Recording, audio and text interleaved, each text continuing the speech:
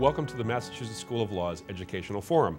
Our topic for today's show is distance education online learning. We have assembled a panel of experts in the field who will help us in answering such questions as what distance education is, how it differs from learning in traditional classrooms, whether the quality of instruction differs depending on the online university's reputation for quality, and what protections exist to make sure students don't graduate from cyberspace learning centers with nothing more to show for it than a degree that doesn't account for much.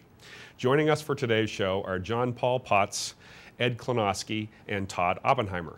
Jon Paul is Communications Manager for MIT's OpenCourseWare initiative, which is publishing all of MIT's courses openly and freely online for use by educators, students, and self-learners around the world.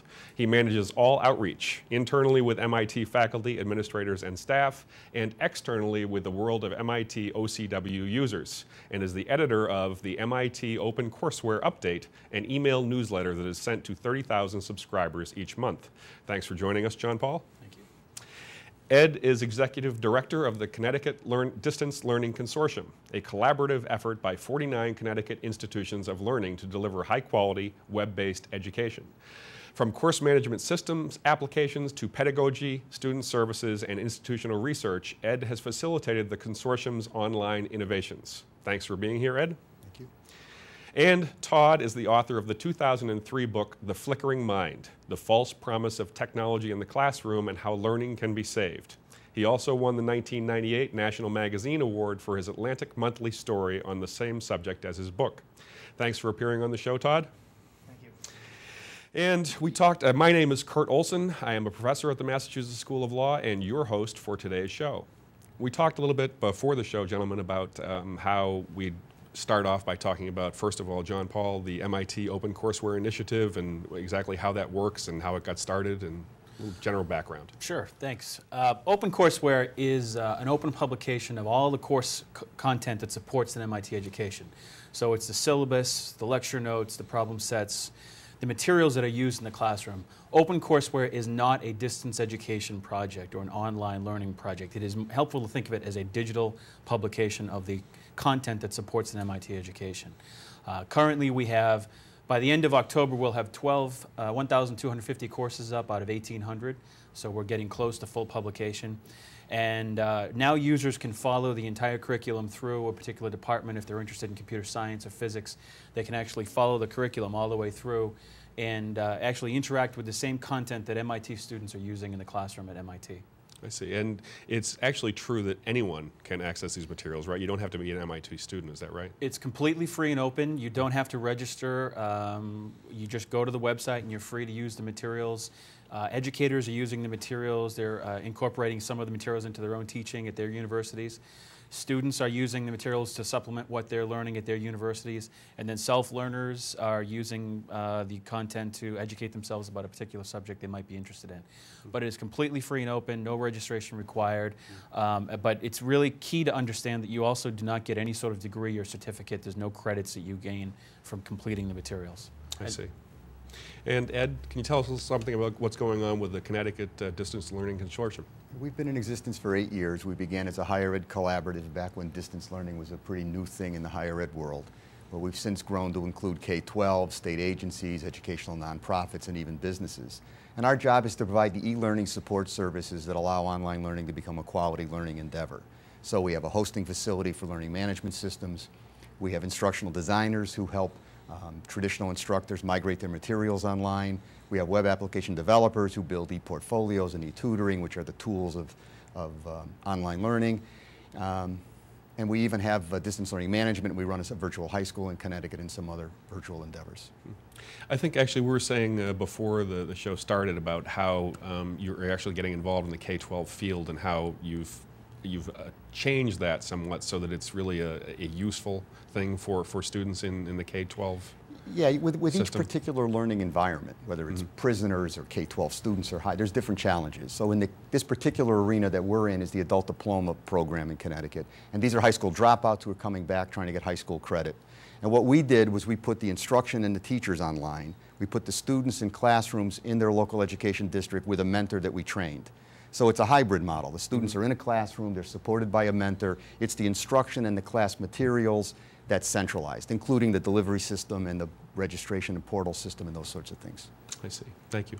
And Todd, you wrote the book, The Flickering Mind, and I believe the subtitle was something about how education can be saved. What did you find in terms of some of the problems with computer learning and how that might apply to the topic for today's show, distance education? I think the main problems that I found, which can be overcome and are sometimes overcome, so I'm not entirely negative about computers. Mm-hmm. The main problems I found is that the computer world tends to very easily overwhelms the fundamentals of intellectual exchange, of discussion, of study, of contemplation, and it becomes, it's almost like the bells and whistles of a video parlor brought into the scholastic realm. Mm-hmm. The experience very often becomes a sort of, wow, gee, look what I found, rather than taking it the next step. Now, what do we think about that? What are the disagreements on such and such a fact or point? Where to go further? Mm-hmm. The classic mistake you see is students and teachers getting so caught up in beautiful graphics on a report that they spend most of their time doing that instead of studying, if let's say it's a social studies report, sort of studying actually the powers of Congress. They'll do a gorgeous PowerPoint that shows all the transitions between the Bill of Rights and this and that, and I've seen that in model high-tech schools. Now, as far as online education is concerned, there are great opportunities here, and both these gentlemen have some focused uses of it that seem to steer past some of the obvious problems, and we'll get into that more. But the key is to know where technology, especially online studies, should be a supplement, and what is the heart and soul of traditional classrooms that should be kept, and what are the parts of traditional classrooms that are ridiculously obsolete for today's world and should be booted out and gussied up and modernized with technology. So it's being realistic about that difference. Where does it work? Where does it not work? I see. And that's what I try to do in my book. Okay. Back to a little bit of an introduction. Exactly what is online education and how many different institutions have been created to address? I've got some data on that. In the higher ed world, online education tends to be web-based, instructor-led, and asynchronous. And what asynchronous means, it means that the instruction can occur at any time in any place. The class doesn't meet at a particular moment in time in different places. Although it can mean that, it doesn't mean that most of the time. The courses are organized around a semester, around course structure. They're usually for credit, and the objectives, assignments, and particulars of the course, the readings, etc., are very similar, if not identical, to what's happening on ground, which is another way of saying it's a different modality of instruction, but it's the same course, it's the same objectives, it's the same materials, and it's structured very similarly. The difference in higher ed online education is that listening is mostly removed. If you're in an asynchronous web-based course, there's no real easy way to deliver a lecture, and instead, instructors substitute activity-based, project-based, and online conferences as part of the conversation piece. So in a nutshell, that's what online learning looks like in higher education. In looking at your website, Jon Paul, a couple of friends of mine were struck by the fact that all of these different courses can be offered online. And I think in particular what came up was, well, how do you offer chemistry or biology or science courses where one thinks about being in the lab in order to perform these things? I mean, how does that work? Does somebody have a Bunsen burner and a beaker at home and they're then interacting with a computer? Well, I think it's key when you talk about OpenCourseWare. It's not only MIT, this is actually happening in other schools, and I can get into that if you'd like. OpenCourseWare is not intended to be an interactive experience. You're not sort of learning from someone on the other side of the computer. You are taking the materials which we are openly publishing online, and then you are crafting your own learning experience in your environment. So you can take if you're an educator, you can take the syllabus and you can say, okay, this is how chemistry is taught at MIT. I'm going to adapt this to my particular context at my university. And that could mean that you have cultural changes you have to make, or you have to kind of adjust the learning levels to your particular students. So this is really a digital resource to help people in their own learning or teaching activities at their university. So when you say, well, you know, how would they do it with a Bunsen burner? Well, what they could do is they could take the course materials for that chemistry course, and oftentimes they will explain how the labs are done and what the outputs of the labs are, and then they could actually perform the same experience in whatever learning environment that they are in. I see. At their university. Okay. Yes, Todd. What I think is interesting in both of these examples is in each case what you're seeing here is an enterprise that realizes that the soul of education is in teaching, is personal. And this, I heard this over and over again. In fact, one of my favorite comments was of a very, very bright kid in West Virginia in high school who was taking an online class, advanced placement thing. And this is a National Merit Scholar. And one of the things that's important about this is that what people always say about online learning is that it takes it's good students, motivated students who will succeed. And if you're not motivated, you won't. This was an excellent student, highly motivated. He was having a miserable time. He hated it. And his comment was, he said, you know what? I'm a really interactive person. And I wanted a real class with a real teacher.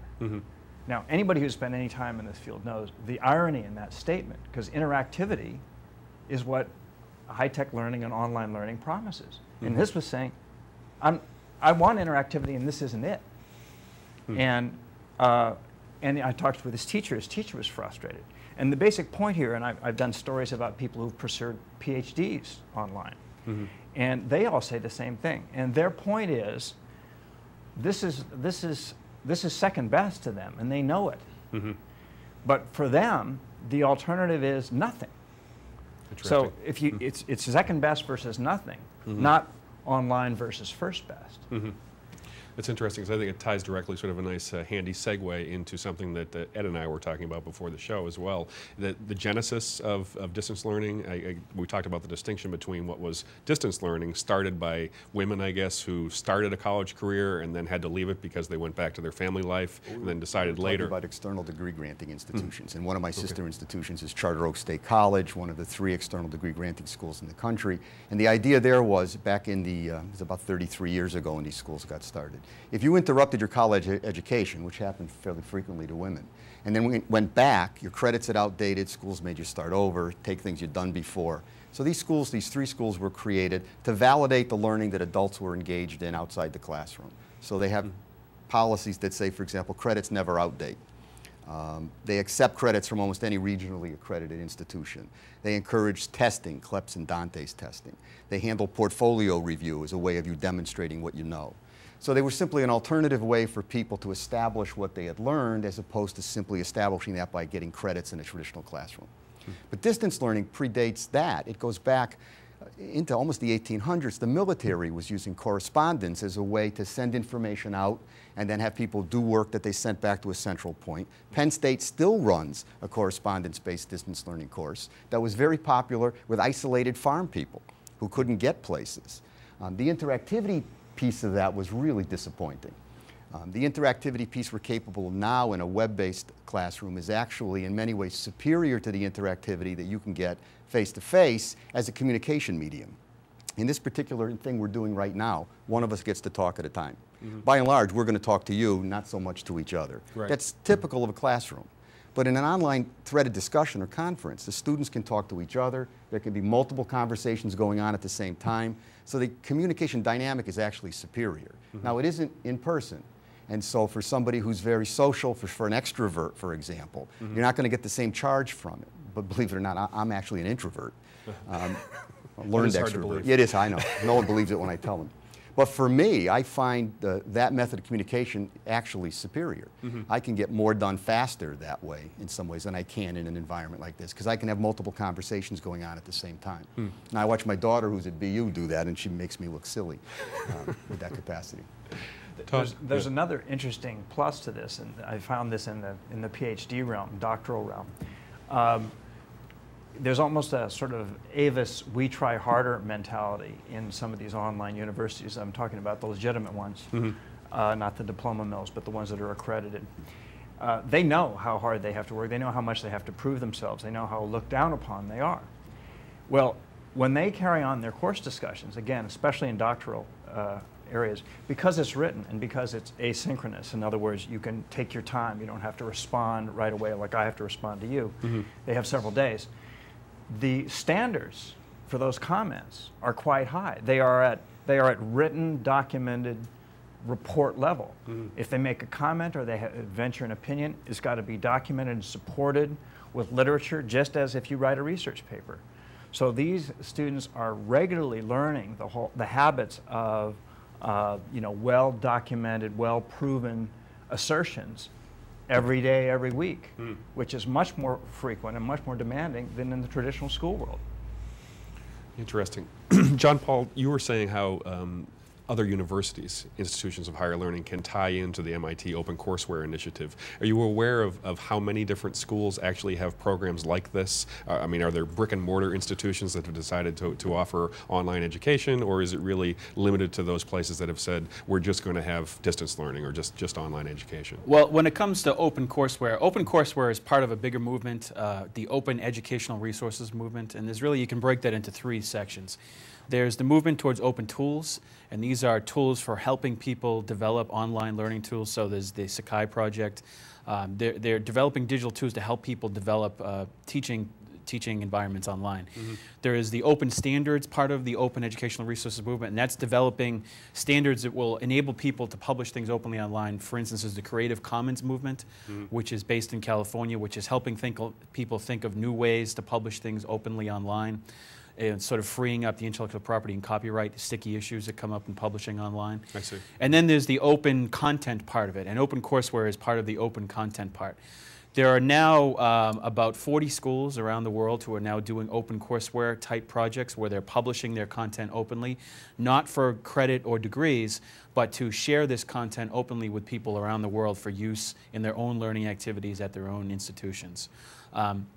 One thing I wanted to add, one of the reasons MIT went with the OpenCourseWare model of publishing these materials openly was that they didn't believe that they could ever recreate an MIT education through a web-based environment. The people at MIT really truly believe that an MIT education happens in the labs, in the classrooms, and students interacting with students in the dormitories when they study together.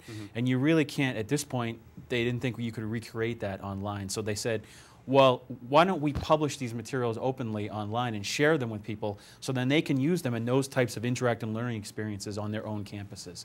And that's what the genesis of OpenCourseWare was. I see. Has there been resistance to that? Because I know with OpenSourceWare, when it comes to computer code and that kind of thing, I mean, the internet started out with the whole notion that what we're going to have is make the stuff available freely and then other programmers can add to it. I mean, is there resistance among those people who consider educational tools to be proprietary to them, who would say, you know, we don't want to make that available because we're making money off of it here? There is some resistance to that, but there's a real movement afoot, and I think we spoke about this beforehand. There's a real movement afoot that developing these open tools is good for the academy, because the academy has always been about openly sharing the knowledge which is developed on their campuses. And so in developing these tools to help faculty build open courses, in publishing this content openly online, you are really fulfilling the ultimate mission of the university, which is to disseminate information. It's really about sharing information openly, so that I think one of the things you said earlier was it's helping people realize that information is only as valuable as what you do with it. Information in and of itself is really not as valuable as how you use it to improve your own life and your own education. I see. MIT did a great job of making that point. I mean, it took when I started all this, every faculty member thought he had a course that was worth $1 million. And you thought his course materials were valuable. When MIT, one of the great universities in the nation, said, we're going to give all of that to everybody. It was a great way of saying what the learning dynamic really isn't the materials. It isn't whether they're digital or not digital. It's what happens between learners and those materials with the help of a mentor or a guide. And that's still what's happening at MIT, in the dorms, in the classrooms, in the library. The materials themselves are just an aid to that. I agree with that. I think that's a wonderful piece of what MIT is up to. Great, and we'll pick up on that point after the first break. Thanks for joining us, and we'll be right back with MSL's Educational Forum. Thank you.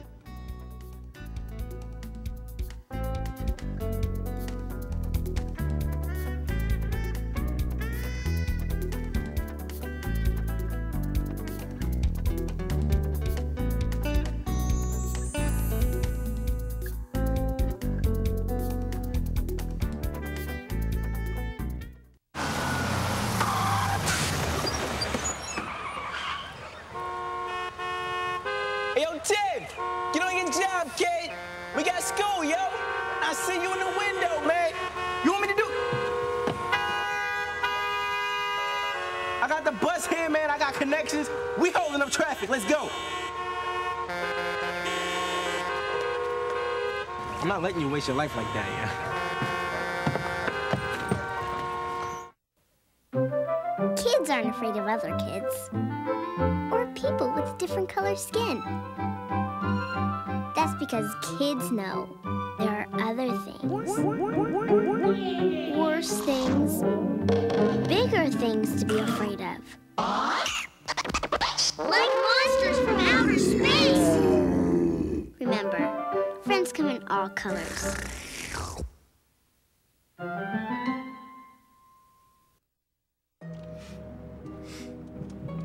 Passing gas can be deadly. Whoa.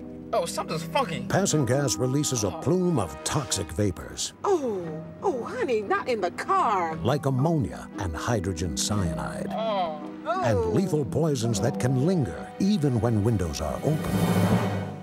Kids shouldn't be exposed to secondhand smoke. Don't pass gas, take it outside. What inspired David to spend a lifetime exploring distant planets? Star Trek. What inspired Nicole to bring new life into the world? The first time I saw St. Elsewhere. And what inspired Stephen to risk his life for others? Hill Street Blues. Television. Who will it inspire next?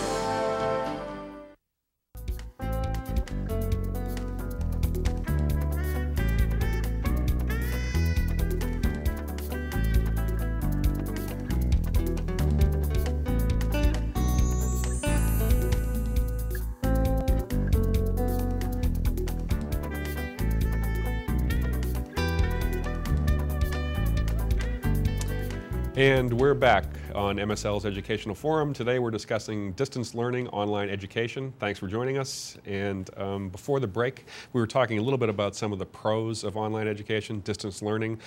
Todd, maybe you could address some of the cons that we haven't already talked about. Well, there are a couple of things. I think as long as the focus is on giving more material to the teachers and students to do with it as they will, and raising the standards and raising the various activities that they could be doing, you're fine. When you get to this sort of the isolated distance education model, which, to be clear, neither of these examples are that. I mean, they might facilitate that, but they're not designed for that. That's when you get into tricky territory, when you get into this sort of isolation. One of the interesting things is that everybody now thinks that research can be done online. Certainly Google can get you a lot, and then beyond that, if you're enrolled in a school and you've got, let's say you're a law student, you've got LexisNexis, or you've got, some of the other education online forums. Westlaw, or Medline, and some of the others.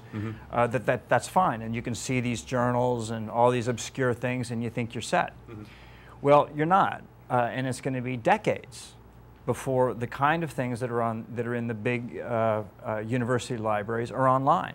And the problem is that students who don't know that, they get a lot, so they think they have a lot, and they don't know what they're missing. As an example of this, at Berkeley, where I did some research, they've got 9 million journals, or is it 9 million books and some other millions of journals. They've been working for years to get that stuff digitized. They've been as aggressive about that as anybody. But only 10% of it is online. So if you're a student with online access, which not everybody has, you think you're getting something, you're missing 90% of what the University of Berkeley's libraries have to offer you. So that's one problem there. The other part of the isolation is there are just dimensions to the discussion that occur when you've got teachers and students around you, and you can see the expressions on their face, and there's something about timing and just there's a quality of dynamic and support that comes from face-to-face interactions that most of the university professors consider to be of importance. I mean, the one fellow who's in charge of hiring at Berkeley said, you know, when we get students who've got advanced degrees, if they've been granted online, we throw them out right away. We don't even consider them. Before the show, Ed, though, you were saying that that most people don't look down on education that's been gained online. It's very difficult to know if a student got an education online because the rule by the regional accreditors is that on the transcript there's no indication of the course delivery system. So if you took an independent study, there's no I next to your B in political science. There's no O if you took it online. Now there are institutions that are fully online, Capella and others, in which you knew that if a student got a degree from that institution, they got it online. But it would be hard for these Berkeley folks to know which courses these students took they might have taken online, which subsets of their education that came that way. And in the corporate side of things, where they're putting as much professional continuing education online as fast as they can, there is no snub for this. I mean, these are simply the tools of the new digital natives, to use Prensky's word. And as I mentioned, my daughter at BU, I mean, in her world, they're not interested in computers. They simply use them for everything. And so there won't be much more bias towards these degrees for much longer in any place except a place like Berkeley that sort of can have that attitude. Can I pick up on one point here? Absolutely. When you talk about the 10% of the resources that are actually online, that is a big con, and it's something which we face with the OpenCourseWare project, because there's still this mentality that information is something that should be guarded and protected. And oftentimes with our OpenCourseWare project, when we publish these courses online, there's third-party objects, intellectual property copyrighted objects, which are embedded in the faculty's teaching. They've been teaching a course for 20 years. They've used this graphic, this passage from a book in their course. We then have to go to the publisher and gain permission to publish, and the publisher says no. So I think for the online educational world to eventually be complete, you're going to really have to change that publishing mindset that restricts copyright so excessively in many respects that it really limits the access to information that people would have otherwise online. Right. It's interesting that they would decide to restrict that kind of access because there's an exception in copyright for fair use, and I'm sure that the professors who have used these materials in the past have said, well, you know, that's an exception because we're using an educational environment. Well, it's fair use when they're using it in the classroom, but when you publish a course openly online the way we are with OpenCourseWare, we are publishing it to the entire world with no registration, no restrictions to access. So we are held to a much higher standard when it comes to intellectual property than the faculty in the classroom. I see. Okay. But all those materials which the faculty were using in the classroom will not be included in what we publish on an OpenCourseWare site if we can't gain permission. So that speaks to this limitation of access. When people think they're getting it all, they're actually getting a subset of what the materials really would be in that particular course. I see. Ed, we were talking before the show as well about whether or not this is a worldwide or is it simply a nationwide phenomenon. I think one of the questions I asked you was, well, can a student who lives in the United States take an online learning type course from New Zealand? And I think you said it's possible, but there are limitations. They can and they do. The problems are with accreditation. It's very difficult for an American university to move its program into another country and get that program accredited in the local country. It's equally particularly worried about it.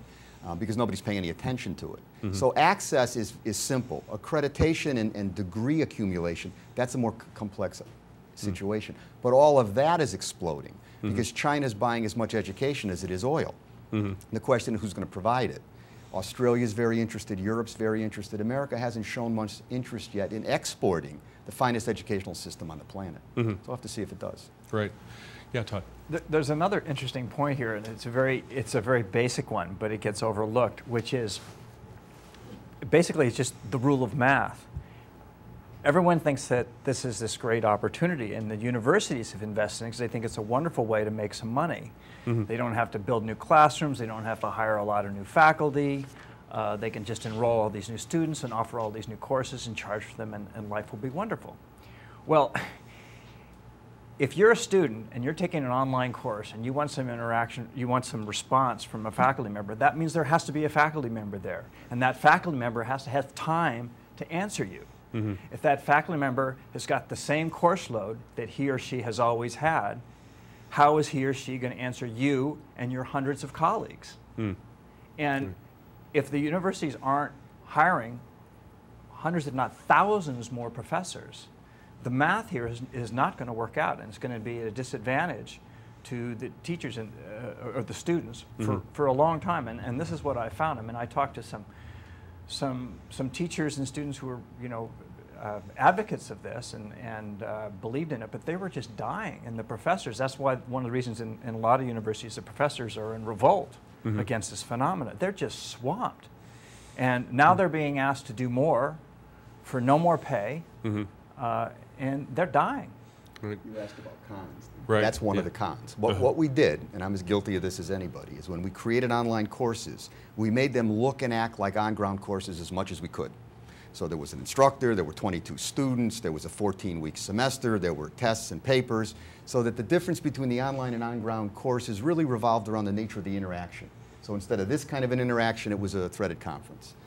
That's just the beginnings of this revolution. If you take a look at Carol Twigg's work and some of the other things that are going on in the simulation world, we need to drive that learning capacity to the next level, which is not about 22 students and one professor. It's about course designs that are such that 100 students can benefit from one professor, because the nature of the interaction will be the same quantity but better quality. So that, for example, SimCity is the best online course on the planet. And it doesn't have an instructor as part of it. Wikipedia is the best encyclopedia on the planet. Nobody's running it. It runs itself. So as you begin to look at some of these new ways of designing the learning interchange, we still will have professors, we still will have content, we'll still have technology, but the pedagogy will change in such a way that more learning can occur more efficiently. And that's the revolution we're trying to get ourselves ready for. This is just the beginnings of that. And you're absolutely right. If it's 22 students online and 22 students in person, I'm actually going to work harder with the 22 students online because they can all get to me. One piece of bad news for you, though. The 22 students on ground are still using a learning management system and still have the professor's email address and still expect access 24/7. So we've already ruined that game. We've changed the nature of the professorate already. Isn't there a way to deal with Todd's point, and that is that all of these students are constantly looking for the professor's attention? I'm thinking of something like as simple as a fact file, you know, something where students frequently ask questions. They can go there and, you know, rather than bothering the professor with individual emails. I mean, is that a solution, or is that something that you've addressed? Well, one Jon of the Paul? interesting options is providing opportunities for learners to learn from each other. Where you connect learners to each other through online forums or things like that. We've actually tried to do that through, we've offered what we call discussion groups for our courses, where people around the world, people in Africa, people in the United States, people in Europe, are actually now interacting around OpenCourseWare content and learning from each other. The linear algebra course, they're actually talking to each other about how to understand the problems. So what we've done is we've cut them off from our faculty because of the reason that our faculty don't have the time or, frankly, the interest in dealing with questions from hundreds of people all over the world. So what we've done instead is we've connected our users with each other, and they have found that to be really an interesting way to learn from each other. And I think that users learning from each other is kind of a half step at this point. Todd? That raises an interesting fundamental point to this, which is this revolution is about the democratization of learning. And that has very good sides to it and very bad sides, and some bad sides. And what he's describing is one example. And the online universities have structured themselves in other ways that break down the intense hierarchy and elitism of the academic structure. They refer to the students as learners. The teachers are not teachers but mentors. The classrooms are course rooms. It's distributed learning and so on. It's sort of a level playing field. It's very egalitarian. Everyone has the same amount of power, and you can also pursue subjects that you want much more freely. It's not dictated to you by the administrators of the school. So there's much more freedom in that regard. And that's a good thing in some regards. But traditionalists worry that this also dilutes the culture of learning. And after all, it is people who have the guts to say, that's not good enough, you're not good enough, that report wasn't good enough, your topic isn't on point, blah, blah, blah, blah, that has made standards what they are. So you risk losing, you know, you've got, in Jon Paul's example, there could be a lot of excitement there and a lot of interesting exchange of information, but who's controlling the show? Where's the culture of excellence? What happens to it? It's in great danger. Interesting. Ed, you also responded to one of my questions prior to the show about precisely that point, the democratization of learning. And one of the things that Todd brings up in his book is that we have this digital divide in the country where on the, you've got black and white, you've got rich and poor. How can we make sure that all students gain equal access? I'm thinking in particular about, a broadband connection versus dial-up. Some people can't afford broadband. Right? We've got folks trying to do that. We've got libraries, we've got community colleges, community centers. They're bringing network connectivity every place. At home, when I go onto my wireless network, I can see 3 of my neighbors' networks. So access is a problem, but it's a diminishing problem.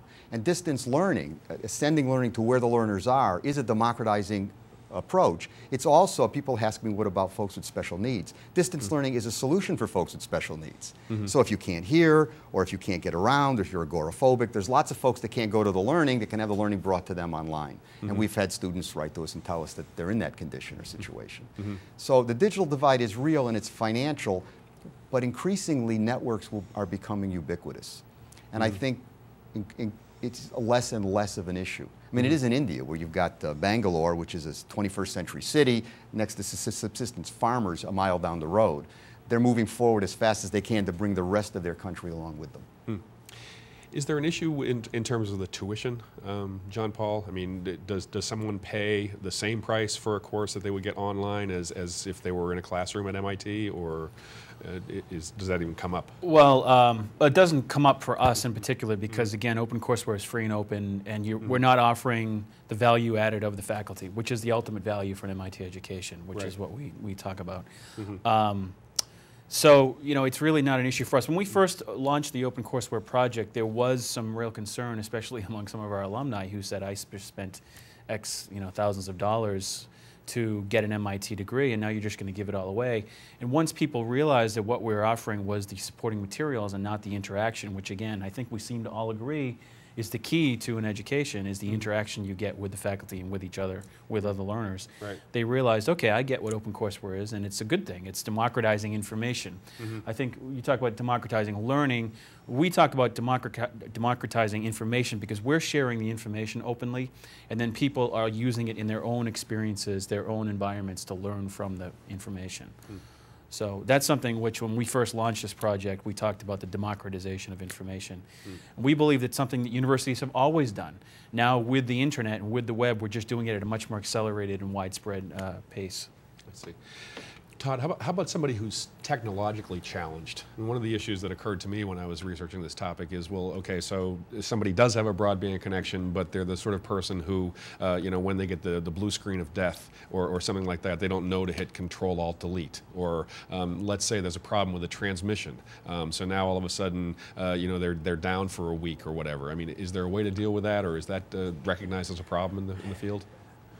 No, that's a big problem, and I think that's one thing that the technology advocates don't appreciate, because most of them are pretty computer savvy. And I spent a tremendous amount of time in underprivileged schools, especially in Harlem, in Appalachia, and all kinds of places. And basic technological obstacles are epidemic in these schools, and are very discouraging to these people because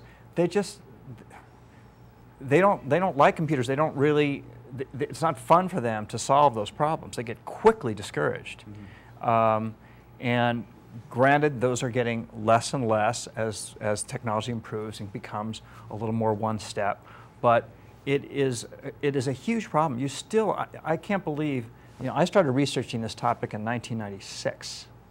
And we're now 10 years later, and I still read stories that read the same way as the stories I read in 96 and 97, which is unused computers in the closet, teachers with frozen screens, PowerPoint presentations ruling the day with nobody knowing what they're about, blah, blah, blah, blah, blah, blah. It just doesn't change. People in schools, and this is particularly in K through 12, most teachers who get in a classroom, they're not real tech heads. They're people heads. They're people, and that's what they're there for. And they find technological problems a huge burden and hassle, and they're not up for the amount of time it takes to surmount them. Okay, we'll come back with some more positives after the next break. Thanks for joining us on MSL's Educational Forum, Distance Learning Online Education. Thank you.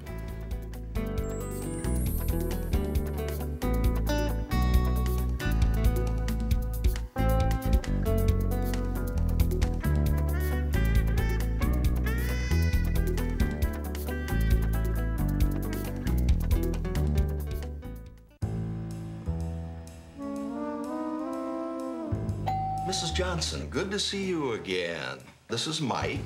You can trust him. He looks just like you. I'll be sucking up to you in order to make you sign the loan. So, here are your low monthly payments and interest rate as we promised. Here's where they triple. The rest of this is really just here so that we get your house when you can't pay us back. Such a lovely house. Predatory lenders are never this easy to spot. Call us and protect yourself with the facts. 2 words for you. Pop quiz. Ready? Name any funny movie. A drama. Name a mystery. And one more thing. Name the movie your kids saw today in science class. Know what really matters. Know about your kid's school. And know about your kid. Find out 100 ways to know more, do more. Can I ask a few questions about the apartment on Park Street? What was your name? My name is Juan Hernandez. It's been rented. Hello, my name is Sanjay Kumar. I am calling about the apartment on Park Street. It just rented. My name is Tyrone Washington. I'm calling about the apartment for rent on Park Street. It's not available. I use a wheelchair and... It's gone. Hello, my name is Graham Wellington. I'm calling about the apartment for rent on Park Street. Is that still available? Yes, it is. Oh, it is? Housing discrimination is illegal. If you think you've been a victim, call us.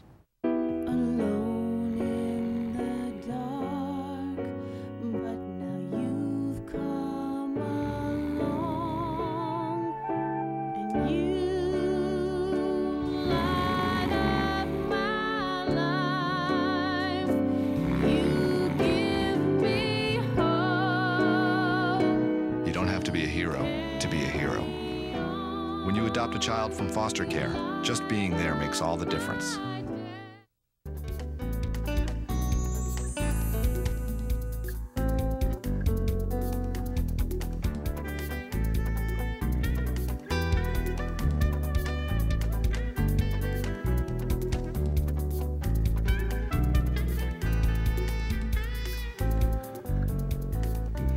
And we're back with MSL's Educational Forum, and today we're discussing online education, distance learning.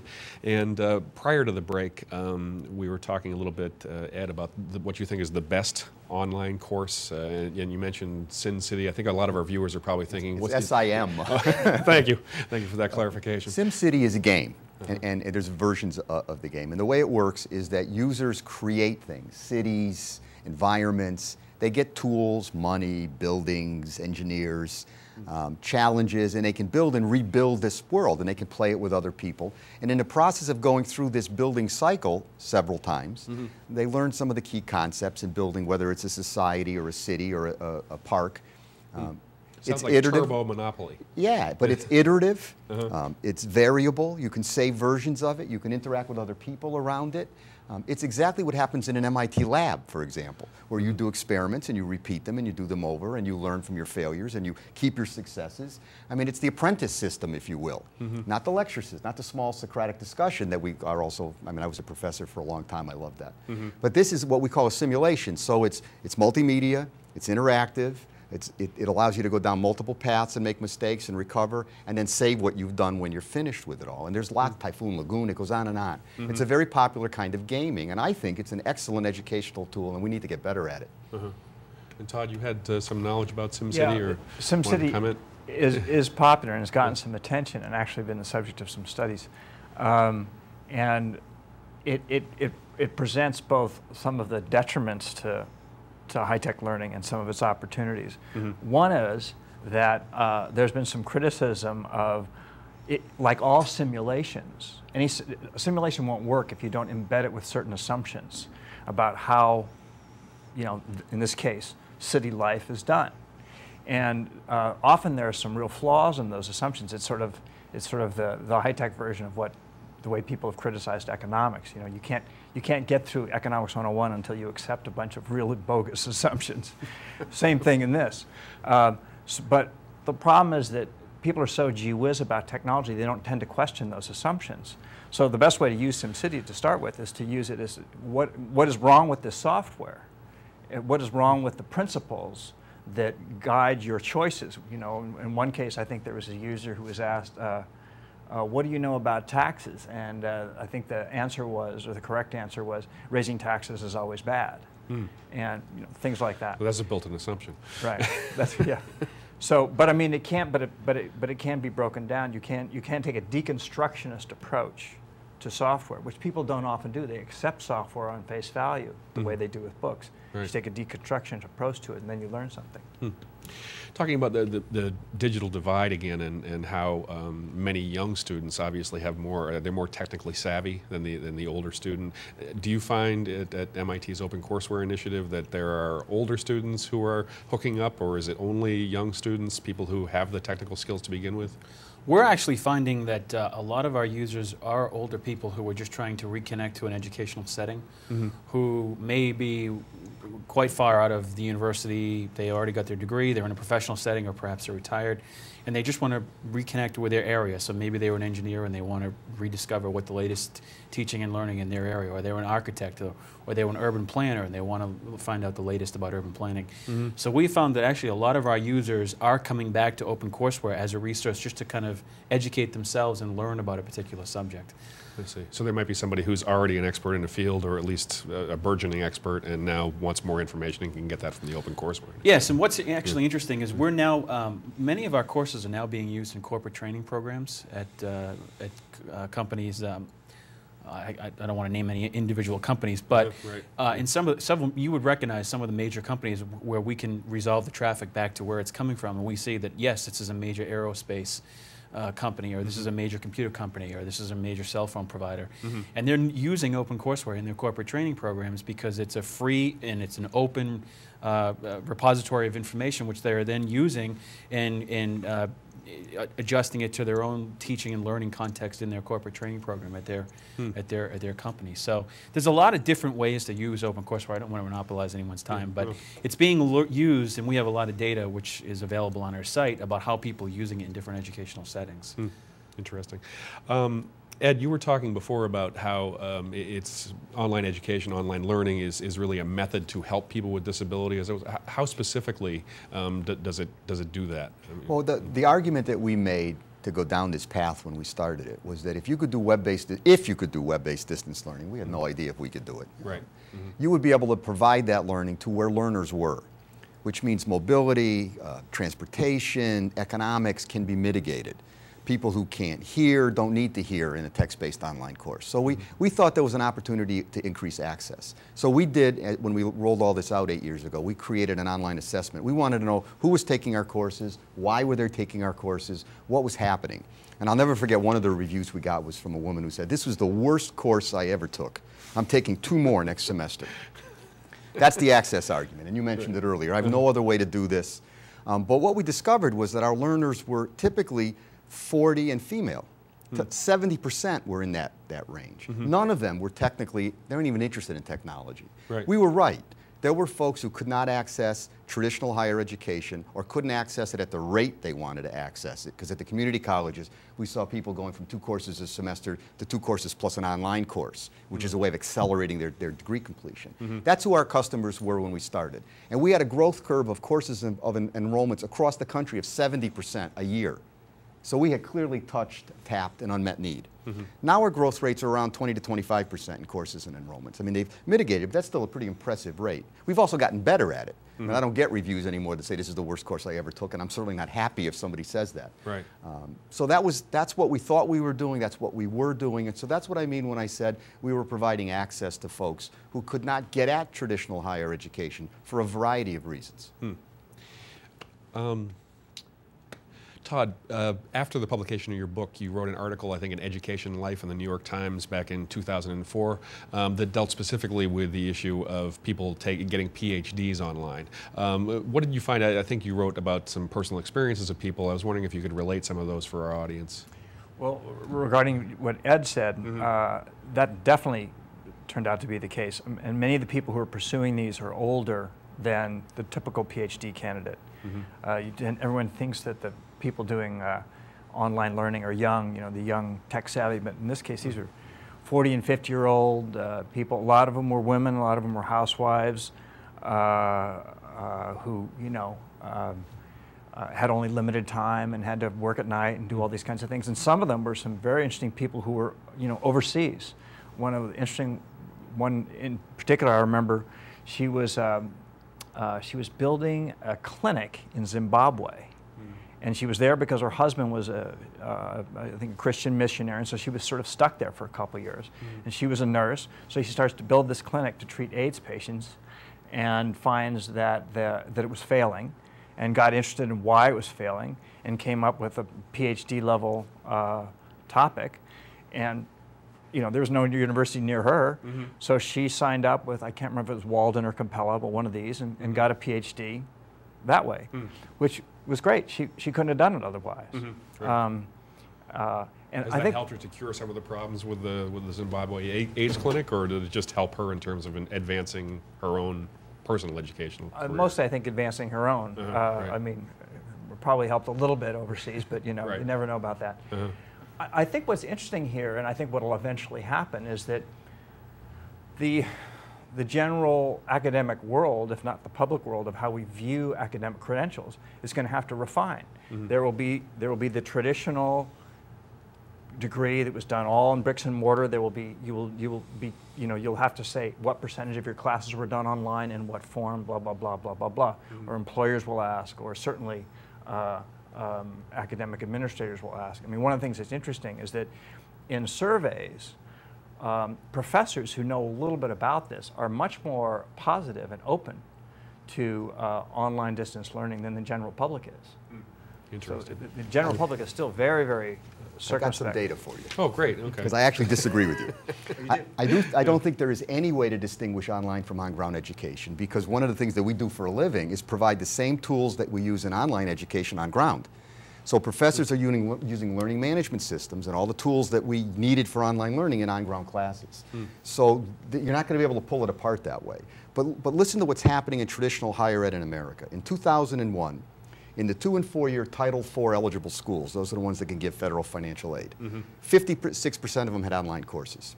There were 3 million online enrollments in those schools. In the publics, which is the state-supported schools, 90% had online courses. In 2003, 97% of the publics had online courses. 49% of them had complete online degree programs. 67% of higher ed says online education is a core part of their strategy, and 57% of the instructors think the quality in online education is equal to or greater than face-to-face instruction. So I think we've already crossed that Rubicon. It's over. This is a traditional activity in higher ed, and it happened in 8 to 10 years, which is mind-blowingly fast for our particular industry sector. Would you agree?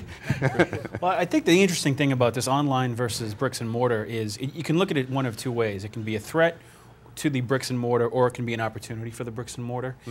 The opportunity presents itself in the classroom, where you can say, okay, we're going to put these materials online, or we're going to have an online component to this course. So what are you going to do with that hour and a half each week, or what are you going to do with that 3 hours a week when you're actually in the classroom with the students?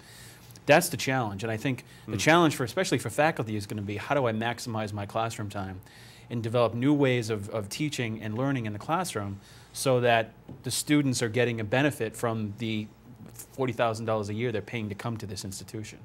I see. It strikes me as one of the main problems with online learning, and maybe you can correct me if I'm wrong, but consumer protection. What provisions do these schools have for not all being labeled diploma mills, which I think we talked a little bit about before? I'm a big believer in regional accreditation, which is the gold standard. It's a peer review process. Every institution goes through it every 10 years. They start by doing a self-examination, and they produce a very lengthy document. Their entire community is involved in that process. A team of their peers comes and visits the school, looks at the report, looks at the materials, and writes an assessment report of that school. And then in that report, there are some suggestions for what that school could do to improve itself. It offers some suggestions in its self-study, gets some more advice from the peer review. And that's a 10-year accreditation cycle. So if you're trying to provide education, you go through a series of what I call licensure steps. You can and probably should be licensed by your state. I know in Connecticut, our Department of Higher Education licenses collegiate instruction. Then there's a programmatic accreditation. So if you're a business school and you have AACSB accreditation, it means that some external body has looked at your faculty and your program and said, we bless that, and we only bless the best. And then there's regional accreditation. So if I'm a consumer of learning, whether I want to show up at MIT, which is a regionally accredited school in New England, or take an online course from a Connecticut institution, I can check that school and see if it's state licensed, see if it's regionally accredited, see if the program I'm in has a program accreditation that I can look up. So there are some good tools for knowing whether that school is what I would call legitimate. But again, because it's so much easier to produce fraud online than it is in person, the distribution system is better, we have to stay on our toes about this stuff. There are diploma mills out there, and they're very bad things. I think the #1 complaint about eBay is still fraud, or online auction centers is still eBay fraud. has invented something that's going to come to higher ed soon. eBay has a system where you can look up a seller, and buyers rate sellers. And so you can look up at a seller who's had a certain amount of activity and gotten a certain amount of reviews back from that activity, and that helps you find the bad sellers. So right now we have regional accreditation as a way to establish quality. But what's coming our way is what Amazon and eBay does. It's going to be students from MIT who say, this chemistry program is excellent, and more students say it's excellent because the reverse is also possible. So there are systems out there that are going to help us get even better at establishing quality. But those can get rigged horribly. I mean, as a writer, I'm very aware of what happens to Amazon's ratings. And I'm in a writer's group with 20 other writers, and every time we've got a book come out, you've got to go through hell to get that thing to compensate for some small group who has developed an axe to grind against you, which can happen to a professor, and just loads the site with negative reviews, and you're just dead. Have you heard anything specific about Concord University School of Law out in California, Todd?